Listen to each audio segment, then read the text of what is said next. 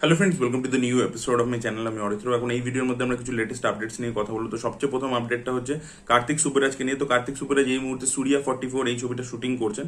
ছবিটার নাম এখন অ্যানাউন্স হয়নি, বাট সুরিয়ার ক্যারেক্টারটাকে দ্য ওয়ান বলে বলে বারবার বলা হচ্ছে।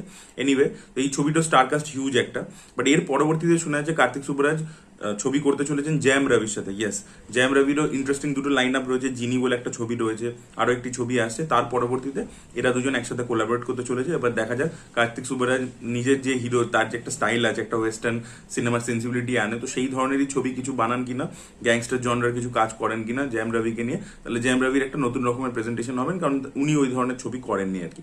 দেখা যাক সেটা কিরকম হয়। পরবর্তী আপডেটটা হচ্ছে সালার 2 কে কেন্দ্র করে। তো হোমবালে ফিল্মসের যিনি মালিক, তিনি রিসেন্টলি চেন্নাই গেছিলেন এবং তিনি মোহনলালের সাথে মিটিং করেছেন। শোনা যাচ্ছে সালার 2 একটা রোলের জন্য তারা মোহনলালকে অ্যাপ্রোচ করছে। ইয়েস, সালার 2 তে মাইট বি আমরা মোহনলালকেও দেখতে পেতে পারি, এরকম শোনা যাচ্ছে। আর হোমবালে ফিল্মসের যিনি মালিক, তিনি অনিরুদ্ধের সাথেও দেখা করেছিলেন। এবার কোনো ছবির জন্য অনিরুদ্ধের সাথেও তিনি একটা মিটিং করেছেন।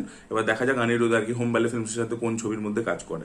পরবর্তী আপডেটটা হচ্ছে থালাপতি 69 কে কেন্দ্র করে। তো যে ছবিটা ডিরেক্ট করতে চলেছেন এইচ বিনোদ, এই ছবিতে আমরা বিজয় এবং সামন্তাকে একসাথে দেখতে পেতে চলেছি। এছাড়া মোহনলাল থাকবেন। ছবির কাজ শুরু হয়ে যাবে অক্টোবর মাস থেকে। শোনা যাচ্ছে এই ছবিটা কিন্তু একটা ইনভেস্টিগেটিভ থ্রিলার হতে চলেছে এবং বিজয়কে আমরা এখানে পুলিশ অফিসারের চরিত্রে দেখতে পাবো। এইচ বিনোদ এর আগে থিরানের মতো ছবি করেছেন, যেটা আগে একটা পুলিশ ইনভেস্টিগেশনই ছিল, খুব ভালো সিনেমা ছিল।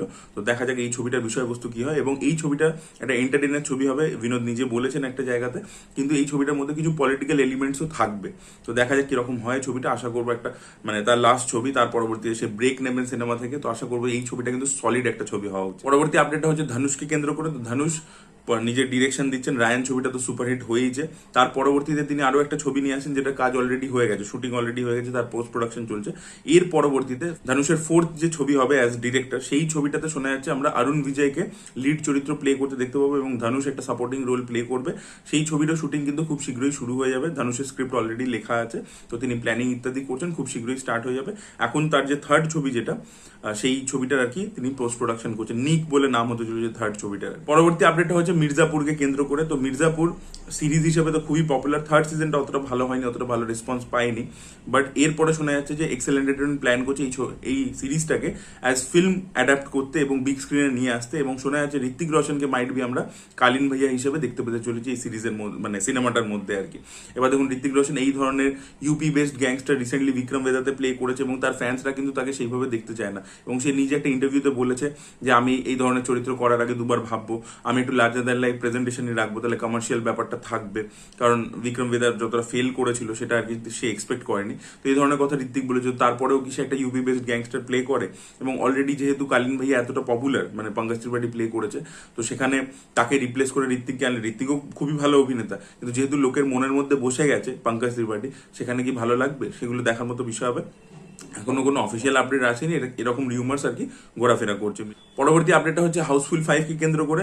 তো এই ছবির একটা নতুন স্টারকাস্ট এডিশন হয়েছে। জ্যাকি শ্রফ এই ছবির মধ্যে থাকতে চলেছেন। তার ম্যাক্সিমাম সিন হবে হচ্ছে সঞ্জয় দত্তের সাথে। সঞ্জয় দত্ত এই ছবির মধ্যে থাকবেন, আপনাদেরকে আগেই আপডেট দিয়েছি। এই ছবির একটা শিডিউল পরবর্তী, মানে নেক্সট মান্থ থেকে শুরু হয়ে যাবে হচ্ছে লন্ডনে। ছবির হিউজ একটা স্টারকাস্ট সাজিদ নাডিয়াডওয়ালা করে ফেলেছেন, কিন্তু দেখা যাক ছবিটা কিরকম হয়। এত হিউজ স্টারকাস্ট হলেও কিছু হবে না। ডিরেক্টর কিন্তু খুব একটা ভালো নয়, তরুণ মনসুখানি, তিনি কিন্তু এর আগে ভালো ছবি বানাননি। দেখা যাক ছবিটা কিরকম হয়। পরবর্তী আপডেটটা হচ্ছে আগেন সাজিদ নাডিয়াডওয়ালার প্রোডাকশন, যেটা হচ্ছে সিকান্দার, যে ছবিটা ডিরেক্ট করছেন এআর মুরুগদাস। ছবিতে লিড চরিত্রে আমরা দেখতে পাবো সালমান খানকে, এছাড়া রশ্মিকা মান্দানা হিরোইন হিসেবে রয়েছেন। শোনা যাচ্ছে ছবির মধ্যে নতুন এডিশন হয়েছে কাজল আগরওয়ালের। ইয়েস, এবার কাজল আগরওয়ালের চরিত্রটা কি হতে চলেছে, সে সালমান খানের লাভ ইন্টারেস্ট প্লে করে কিনা, সেটাই দেখার মতো বিষয় হবে। আর এছাড়া সিকান্দার থেকে আরো দুটো আপডেট উঠে আসছে যে এই ছবির গান, দুটো গান থাকবে, রোমান্টিক গান রশ্মিকা এবং সালমানের মধ্যে, যেগুলো ইউরোপে শুট করা হবে ল্যাভিশ স্কেলের মধ্যে, এবং সেটা রেকি অলরেডি স্টার্ট করা হয়ে গেছে। পরবর্তী আপডেটটা হচ্ছে ওয়ার 2 কে কেন্দ্র করে। তো 18 সেপ্টেম্বর থেকে ওয়ার 2 এর যে টিম, তারা ইটালিতে যাবে একটা রোমান্টিক সং শুট করতে, যাতে আমরা ঋত্বিক রোশন এবং কিয়ারা আডভানিকে দেখতে পেতে চলেছি। প্রীতম এই গানটা কম্পোজ করবেন এবং এই 15 দিনের শিডিউলে আর কি গানটা শুট হবে আর কি। বিভিন্ন ভালো এক্সোটিক লোকেশনে শুট করা হবে এবং ইটালিয়ান সিকিউরিটি হায়ার করা হয়েছে, যাতে কোনো রকমের ভিডিও বা ফটোস লিক না হয়ে যায়, এটা আর কি তারা এনশিওর করছেন। আর এছাড়া কিছু ড্রামাটিক সিনসেরও শুটিং কিন্তু এই শিডিউলটার মধ্যে ইটালির মধ্যে হবে। ভিডিওর লাস্ট আপডেটটা হচ্ছে নিতেশ তিওয়ারির রামায়ণকে কেন্দ্র করে। তো অ্যাকচুয়ালি এখানে রণবীর কাপুর, সানি দেওল এবং রকিং স্টার ইয়াশ তিনজনকে নিয়ে আপডেট রয়েছে। তো রকিং স্টার ইয়াশ, তার যে লুক সেটা অলরেডি সেট হয়ে গেছে এবং তিনি টক্সিক ছবি শুটিং এই মুহূর্তে করছেন, সেটা কিছুটা এগিয়ে দিয়ে ডিসেম্বর মাস থেকে তিনি রামায়ণের শুটিং শুরু করে দেবেন। এবং সানি দেওল, তিনি শুরু করে দেবেন হচ্ছে সামার 2025 থেকে এই ছবির শুটিং, এবং অগস্ট 2025-এর মধ্যে শোনা যাচ্ছে যে এই ছবির শুটিং কমপ্লিট হয়ে যাবে এবং 2026-এ তারা রামায়ণ ছবিটাকে রিলিজ করবে।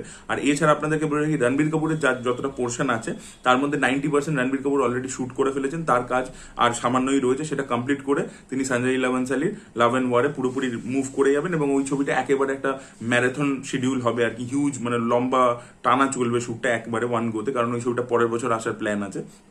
তো রণবীর কাপুরের 90% কাজ already done. So this way the update guys. আপনাদের কি বক্তব্য অবশ্যই কমেন্ট সেকশনে জানাবেন। এই ভিডিওটা ভালো লেগে থাকলে লাইক করুন, শেয়ার করুন, চ্যানেলকে সাবস্ক্রাইব করতে ভুলবেন না। বাই।